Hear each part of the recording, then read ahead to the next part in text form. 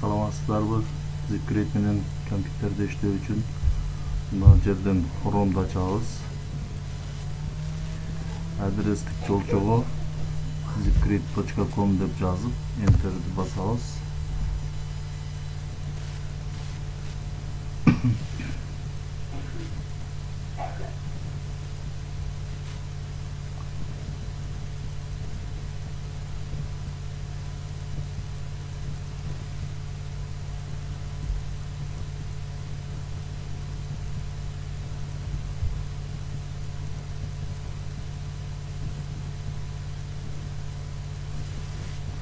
Сайт ушундай болуп жүктөлөт.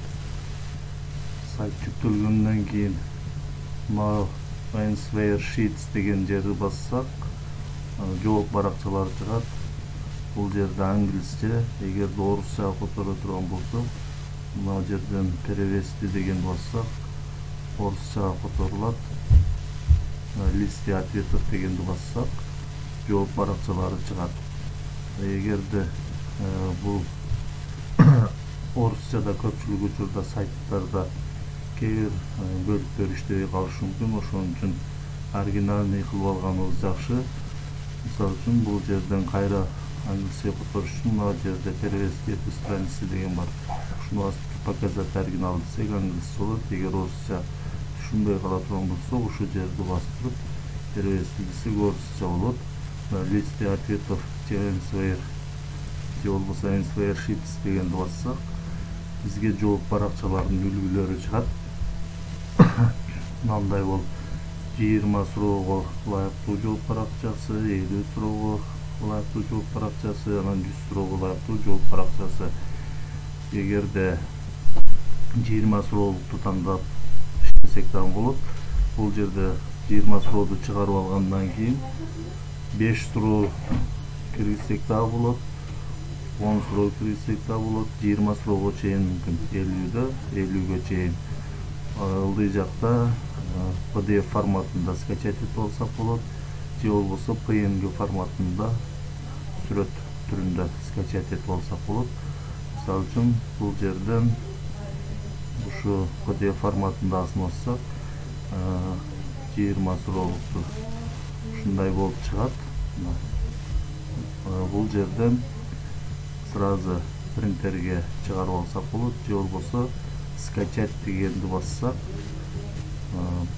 бизден кайсы жерге сактоону сурайт. Сохранить дегенди бассак, мына жака жүктөлөт. Мына жүктөлүп атат. Бул жерден басып туруп открыть деген бассак, мына ушундай болуп жүктөлдү. Анан бул жерден принтерге чыгарып алсак болот. Эгерде бир баракка 3-4-өнү жайгаштырып чыгарып алсак, бизге баракка эконом болот. Андан кийин назар кылып туруп, биз телефондон Zipgrade'ге катталганбыз. Ошон үчүн логин дегенди эле басып туруп, өзүбүздүн ошол телефон аркылуу кирген аккаунтубуз аркылуу киребиз. Мына аккаунт жазылды. Бул жерге паспорт деген жерге паролду жазабыз. Мисалы үчүн паролду жазып туруп логин деген бассак,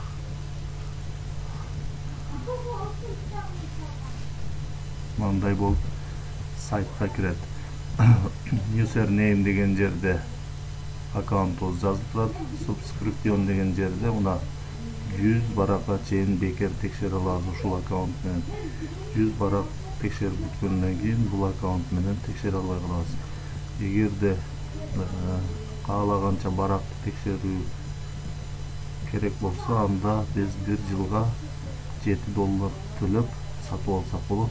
$7 төлөп сатып алсак, каалаганча баракты текшере беребиз.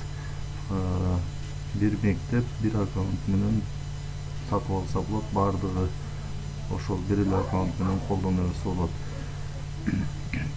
Бул жерде код турат. Бир жылга сатып алуу үчүн ушул жерди басабыз.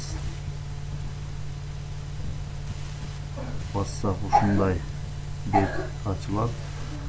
Country деген жерден өлкөнү тандайбыз. Мисалы үчүн Кыргызстан. Кыргызстан дегенди табабыз. Мына андан кийин full name деген жерге атыбызды жазабыз.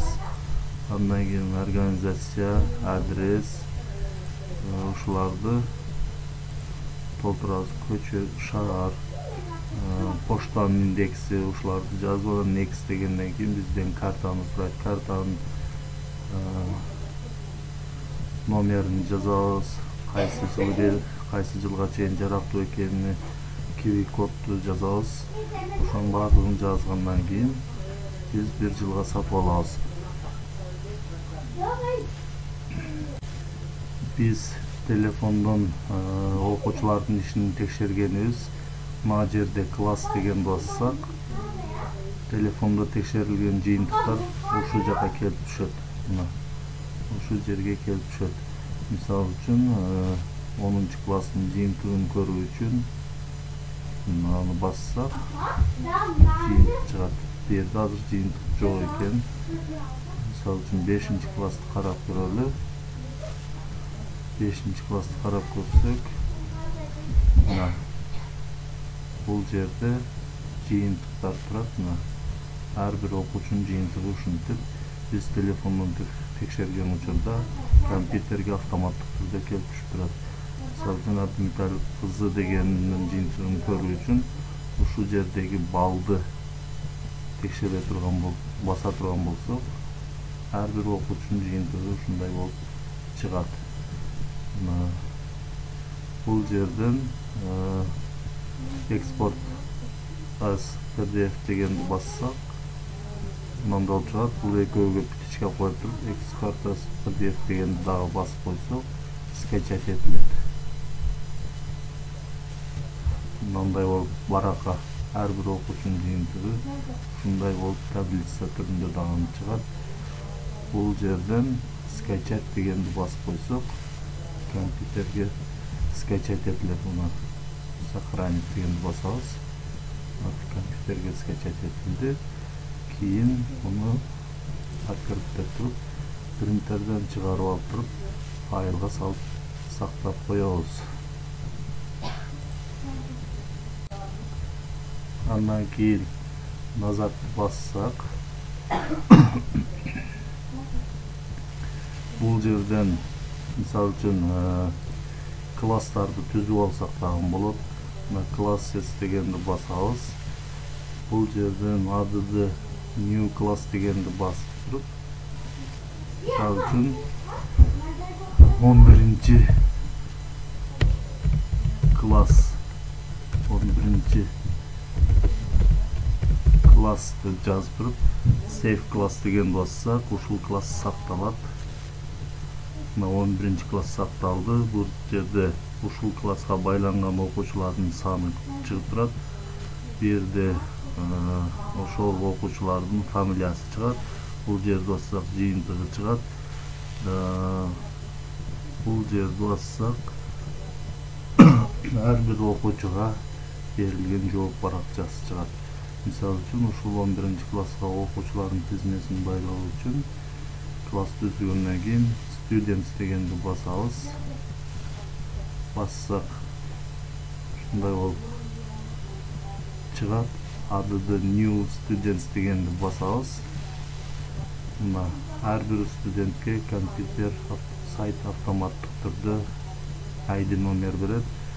Андан кийин бул жерге фамилиясын жазабыз. Мисалы үчүн Абдилазизова деп жазабыз. Класс name деген жерге атын жазабыз. Анан бул жерде ошо түзүлгөн класстардын тизмеги чыгат. Эгерде булар 11-класста окуса, 11-класс дегенди тандайбыз. Save student дегенди басабыз.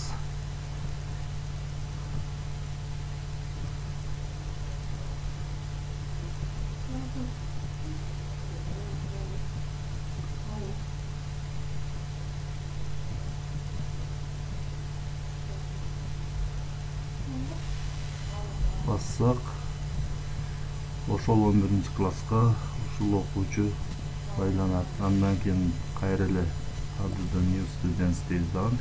Экинчи окуучунун фамилиясыны киргизебиз. Экинчи окуучуга мындай ID номер берди.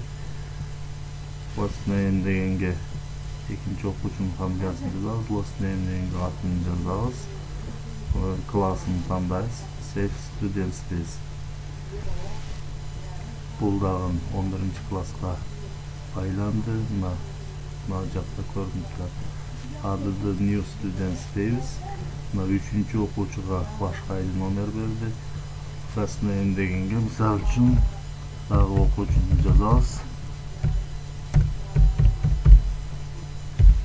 Last name дегенге атын жазабыз.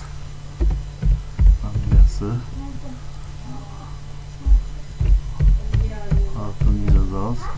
Классты тандайбыз. Safe Students дейбиз. Байланды. Азыр эми кайра класс дегенге Answer Sheets деген бассак, бул жооп баракчалары чыгат. Шайрын деген бассак, буякта бассак аккаунттан чыгабыз, аккаунтка кирет. Класс дегенге кайра барабыз. Мына 11 класска 3 окуучу байланган. Мына көрүү үчүн ушуну бассак, окуучулардын тизмеси чыгат. Жактан мисалы үчүн классты басабыз. Эми жооп баракчасын чыгаруу үчүн Answer Sheet Packets дегенди басабыз. Бассак мындай болуп чыгат. 50 суроолукту тандайлы. 50 суроолукту жооп баракчасын тандасак, бияка скачать этилет. Скачать этилип бүткөндөн кийин басып туруп открыть бассак, мындай болуп ар бир окуучуга жооп баракчасы ID номери менен даярдалат. Ар бир окуучуга ушундай болуп даярдалат. Муну жерден принтерге берип чыгарып алып туруп окуучуларга таратабыз. Окуучулар суроолор жазылган баракчадан суроону окуп, туура жообун ушул жактан белгилешет. Бул жерди басып чыктыбыз. Escape'ди бассак, бул барак жок болуп, жыйынтыгын көрүү үчүн бул жерди басабыз. Жанагындай эле ушинтип иштесек болот.